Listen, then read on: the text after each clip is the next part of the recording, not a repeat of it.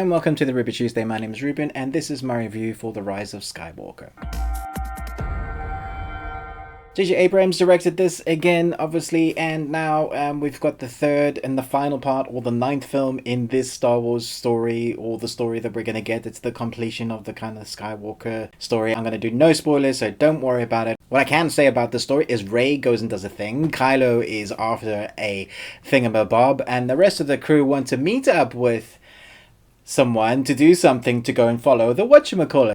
If you've seen the trailer, you get the gist of this, but I don't want to do any spoilers, so that's it. I'm not the biggest Star Wars fan. I've seen the Star Wars films multiple times. I have my favorites. I didn't mind The Last Jedi. I like The Force Awakens, even though that's a copy of A New Hope. The best thing I can say about this film, it does nostalgia well. It harkens back to the original content and the original prequels and the originals, and it does kind of bring all the feels back for, I guess, that sort of nostalgia ride.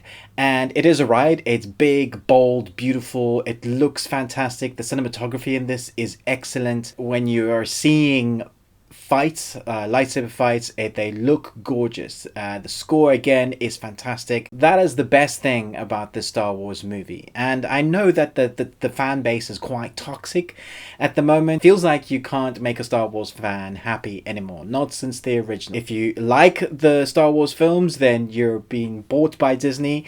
If you don't like it, then you're just humbug, and what do you know anyway? You're not a true Star Wars fan. So any reviewer or critics can't win. When you review a Star Wars film, you kind of have to go, was it a good Star Wars film? Was it a good movie? I think this is a good science fiction film. It's a good action ride, and if you're coming to this, you're going to be very confused if you've never seen a Star Wars film, but you could be there just for the ride and go, yeah, that was pretty cool. If you're coming from a Star Wars side and you're a die-hard fan of Star Wars, you're probably going to be disappointed for core dynamics of what this means to the universe that is now canon. And I'm saying that because if you didn't like what happened in The Last Jedi, or things that they did with the Force, you're probably not going to like what they do with the Force in this one. And I don't feel like the characters had enough time to really display any emotion. So when there are emotional impacts and heartfelt moments, they didn't have any emotion attached to them.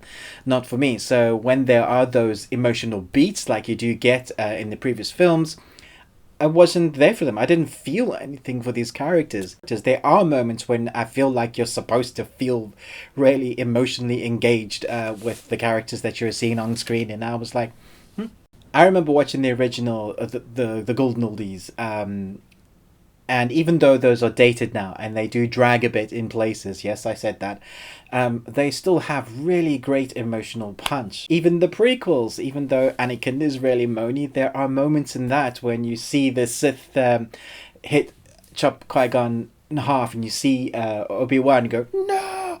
There's emotional ties to those moments. I didn't feel like there was anything like here, and I don't know if that's because with Star Wars films there is like a generational thing. There seems to be this thing that you like it more later on, and I'm wondering if that's going to happen with the next generation of Star Wars fan, whether this new trilogy will be looked at in fonder light. I do have an issue with even the pacing and the editing of the story. There's a lot of wipes. There's a lot of that, the classic Star Wars wipe, which just, it kind of moves on and go, you have so many wipes, and especially the first half of the film, I feel like there was a lot of that going on. It feels like they just chuck action sequence at you and story and dialogue, and they have to explain a lot to you what's going on.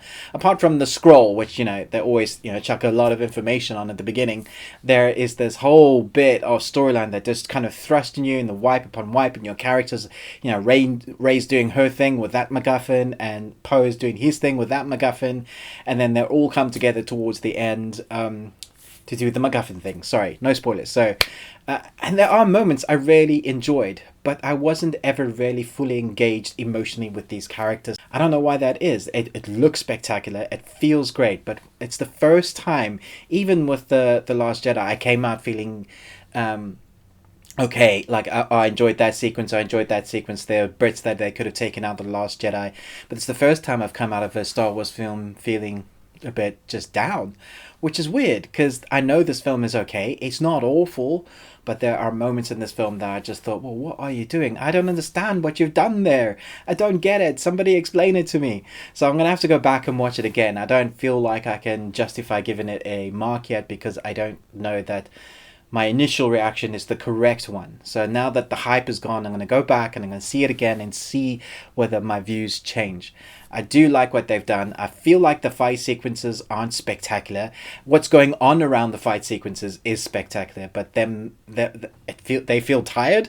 Like when I'm watching that, they feel tired. And I remember watching that Sith, the fight sequences with him, just fantastic, amazing moves. And this one, I don't feel like they've done anything to match that or make it better. This film, it feels weird. I don't know how to place it within it's meant to be the continuation, the finish of the trilogy. So you have The Force Awakens and it leaves you with, we're going to lead on to the next one. We're building up that story, but The Last Jedi felt like a continuation, almost a separate movie of the trilogy. So you have The Force Awakens, you have The Last Jedi, and now you have The Rise of Skywalker. And they feel like they're meeting like this, and they're both ignoring the existence of The Last Jedi, or The Force Awakens is ignoring The Last Jedi, or The Rise of Skywalker is ignoring, it doesn't feel like there's anything congruent. There's no continuation of the story thread. It just feels higgledy-piggledy, if I can use that as a term for a Star Wars film. It feels all over the place. Even though there are threads that kind of join them together, it does feel like it's doing that as a storyline. So individually, you could watch these films almost individually and go, oh, I wonder what happens to those if you've never watched any of the other Star Wars films. But together as a trilogy, it doesn't have the same weight as The Return of the Jedi had, or The Empire Strikes Back doesn't lead on to like The Rise of Skywalker. It's that kind of the puzzle pieces that are trying to fit in well. Let me know what you thought about this Star Wars film in the comments below. As you can see, I have mixed feelings about it. I normally love science fiction films, so I normally go into a film and think, yeah, that was okay. Never mind all that nonsense. But I'm going to have to see it again to see whether I change my mind. Do chat to me in the comments below about this whole Star Wars universe and the toxic fan base. What do you think about that? Thanks so much for watching this review, and until next time, remember, live longer Tuesday.